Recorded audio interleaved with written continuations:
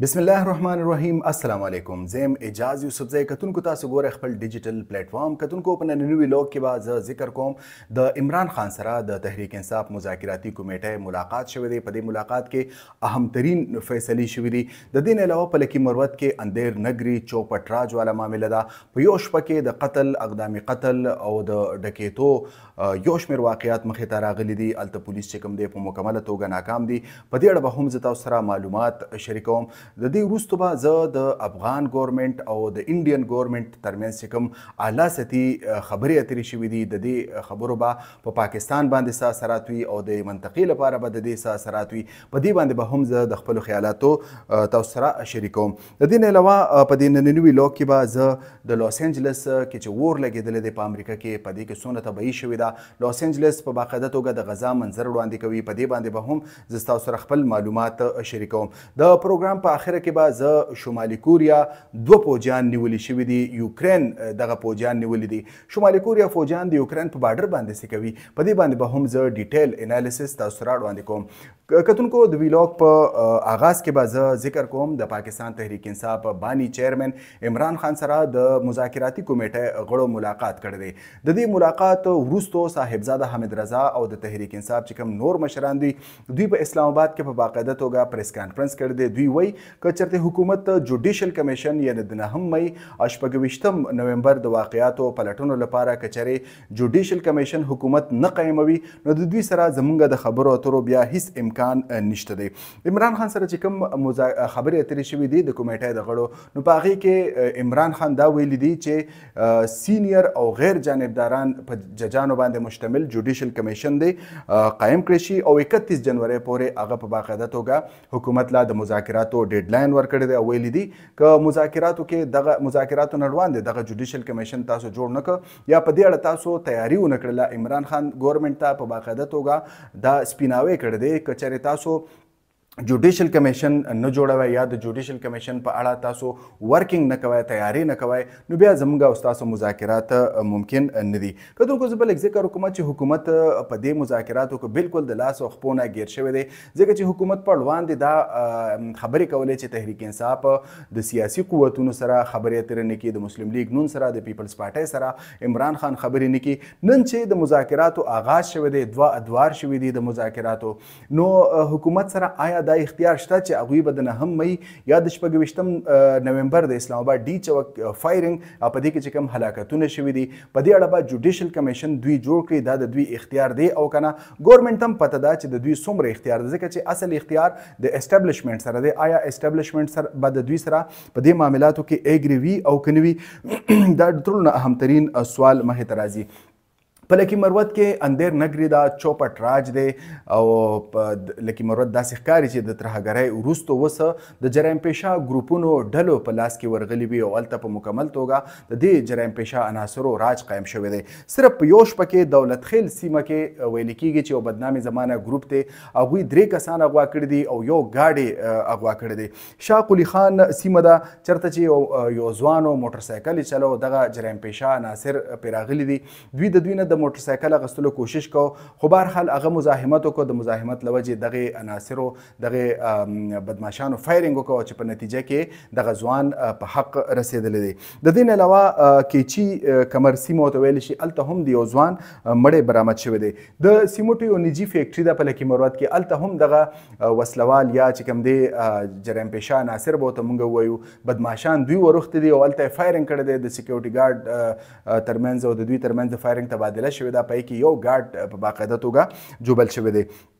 نار صاحبزاده خوست نومې یو علاقه ده په هغې کې غله لګېدلې دي یو ټرانسفارمر یې راکوز کړی ده. ښه په پرامن طریقې سره مقامي خلک څاروي چې به یې دلته ښه پرامن طریقې سره دغه خلک کاروی کړي خلک په خپل ژوند باندې یېرېږي نو دغې کسانو دغه ټرانسفارمر راکوز کړی دی او ښه په ریلیکس طریقې سره دوی د دې نه قیمتي کویل ویستی دی او په آرام سره منتشر شوي دي تښتېدلي دي.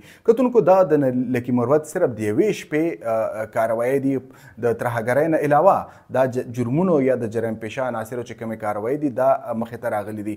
کتونکو زه به لږ ذکر وکړم چې د دې اصل ذموار پولیس ایډمنسټریشن دی، یعنې لیکي مروت کې چې کوم پولیس افسران دي هغوی د دې ذموار دي، او هغه ځای کې چې کوم انتظامیه ده ډي سي دی یا اے سیز دي دوی په دې کې د دې ذموار دي، ځکه چې ترهګري که چېرته دوی نشي کنټرول کولی، ځکه چې ترهګري یو قومي مسله ده، عالمي مسله ده، ټوله دنیا کې د ترهګري چې کوم ده هغه خوره ده او دا یو کمپلیکس مظهر دی، فینومینا ده.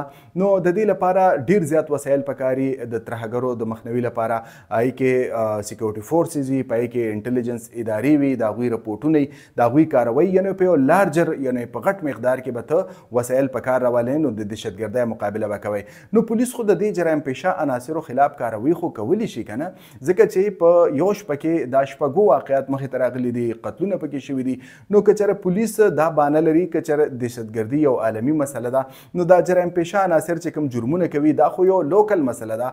د ټولو جرایم پیشه عناصرو چې کومه ډیټا ده دا د دې پولیسو والا سره اویلیبل ده. نو بیا ولې لکي مروت د دغې اشتهاري ملزمانو په لاس باندې ورغلی دی؟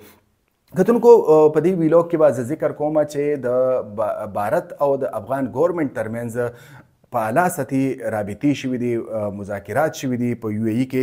په کې د ټولو نه اول د امیر خان متقي د بھارتي سیکرټري خارجه وکرم مصري سره ملاقات شوی دی. وکرم مصري یو ډیر زیات قابل چې کوم دی سفارتکار دی او دا اعلی سطحي رابطې شوي دي تقریبا د اګست 2021 نه را پدې خوا، ځکه چې په اګست 2021 کې طالبان په اقتدار کې راغلل او د اشرف غني حکومت په ختم شو. نو د بھارت د اشرف غني سره ډیر ښه تعلقاتو، نو د دې سره بھارت ته هم ډیر زیات نقصان ورسېدل. خلکو به دا وایي چې د دې اقتدار سره راتلو یعنی د طالبانو په اقتدار کې د راتګ لوی نقصان بھارت ته رسېدلی دی او هلته هغوی په اربو ډالر باندې سرمایه کاري کړې ده.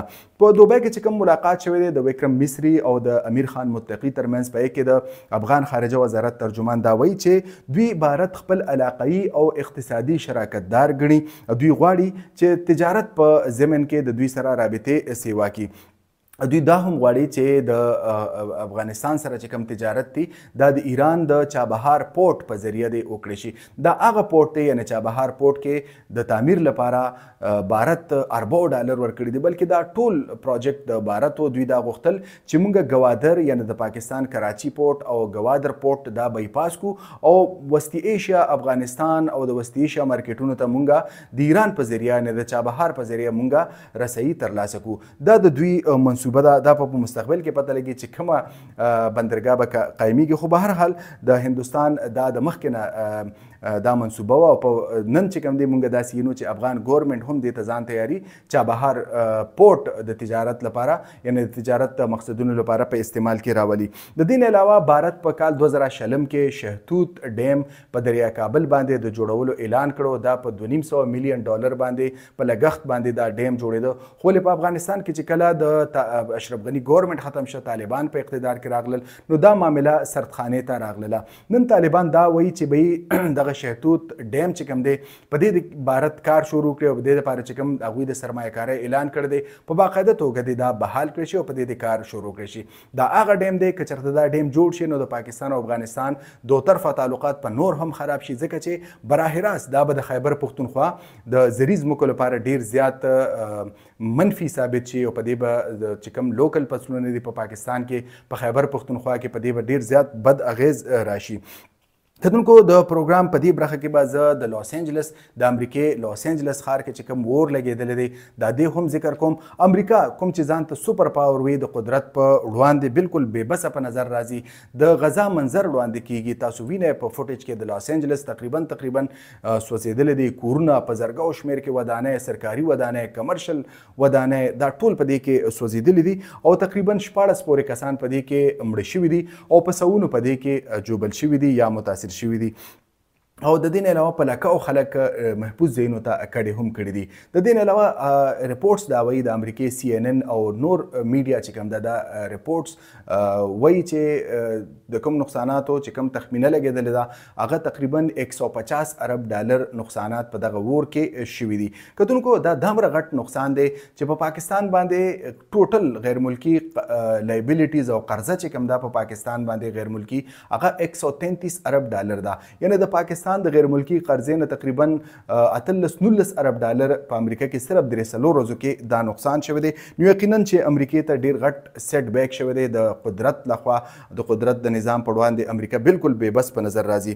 داسې ښکاري چې په دغه ځای کې بالکل اټمي حمله شوې وي او د غزا غوندې منظر وړاندې کیږي. د هالیوډ یو شمېر نامتو سیلیبریټیز سټارز چې کوم دي د هغوی کورونه پکې سوځېدلي دي. دغه رنګ بلینیرز په دغه ځای کې اوسېدل، اربپتیان کرپتیان، د هغوی کورونه او چې کوم سویمنګ پولز او نور چې کوم د دوی تنصیبات دا ټول د ایرو ښکار شوي دي او سوځېدلي دي. کتونکو جیمز ووډ د هالیوډ یو غټ سټار و، د هغه کور هم په دې کې سوځېدلی دی او هغه د میډیا په وړاندې راغی او هغه جړل چې بی پرون موږ په دغه سویمنګ پولونو کې لامبل او نن هغه په ایرو کې بدل شوي دي. دا هغه جیمز ووډ دی چې د په افغانستان د غزا په حوالې سره یو ټویټ کړو، په ایکس باندې یو ټویټ کړو، خپل پیغام کې دا ویلو چې نو کمپرومایز، نو سیز فایر، نو فارګیونس. یعنی د غزا د نهت ته بې بس خلکو خلاف چې کوم د اسرائیل کاروی دی، نو اسرائیل د دوی سره هیڅ قسمه سمجوته نه کوي، هیڅ قسمه سیز فایر د ورسره نه کوي او هیڅ قسمه معافي د غزا خلکو له نه ورکوي. مطلب د هغه دا و چې بالکل چې اسرائیل کوم کاروی کوي په غزا کې دا بالکل د دې دا جسټ دی، دا صحیح دی او دا که خلک تباه کیږي، خلک مړه کیږي، تقریبا 45,000 خلک په دې کې شهیدان شو، نو دا بالکل دا صحیح دی. جیمز ووډ هغه اداکار چې دغه قسمه تاثرات د غزا په اړه نن د هغه خپل کور چې کوم دی هغه سوځېدلی دی او د هغه خپل ښار لاس انجلس د غزا نه هم خطرناک منظر وړاندې کوي. د دې نه علاوه لیکټس د هالیوډ یو غټه اداکاره ده، هغې هم دا ویلي دي چې غزا یعنی لاس انجلس د غزا منظر عکاسي کوي او منظر وړاندې کوي. نو دا هغه اداکاره ده چې د څو میاشتې مخکې د غزا په اړه یو ټویټ کړو، په هغې کې د یو تصویر شیر کړو، په هغه تصویر کې د غزا ماشومانو عکاسي شوې وه. نو په هغې باندې ډېر غټ یعنی د اسرائیل چې کوم حامیان دي، کومه میډیا ده، هغې ډېر غټ مزاحمت کړو او په دې باندې ډېر زیات په دې اداکارې باندې تنقید شو. د دې په نتیجه کې د خپل دغه ټویټ په باقاعده توګه ډیلیټ کړو. کتونکو زه به لږ د دې د ویلاګ په آخره کې د شمالي کوریا ذکر کوم. د یوکرین په جنگ کې د یوکرین پوځیانو د شمالي کوریا 2 پوځیان گرفتار کړي دي. کتونکو تاسو به فکر کوئ چې آیا د یوکرین د جنگ سره د شمالي کوریا کار څه دی؟ نو زه به لږ ذکر وکړم. د دې بیک ګراوند دا دی چې روس سره 2 ملکونه په باقاعده توګه ولاړ دي، یو بلاروس سره ولاړ دی د یوکرین خلاف او دغه رنګ شمالي کوریا چې کوم ده هغه هم په باقاعده توګه د روس سره ولاړ دی، بلکې شمالي کوریا د یوکرین بارډر ته 11,000 پوځیان هم استولي دي او دوی په باقاعده توګه په دغه سیمه کې د یوکرین د فورسز خلاف جنګیږي د روس په له طرفه. نو په دغه ځای کې یعنی کرکس یو علاقه ده، په دې کې د شمالي کوریا 11,000 پوځیان پراته دي. پرون دوی د یوکرین د پوځیانو سره ډیر زیات فایټ کړی دی او په باقاعده توګه یو شمېر د شمالي کوریا پوځیان دوی زخمیان کړي دي او 2 پوځیان د شمالي کوریا دوی نیولي دي. د دې به څه اثرات مخې ته راځي هغه به تاسو سره زه په مستقبل کې شریکوم. دا و د نننۍ ورځ اهمترین ویلاګ. راتلونکي ویلاګ پورې اجازه یوسفزۍ ته اجازت ورکړئ. د الله په امان.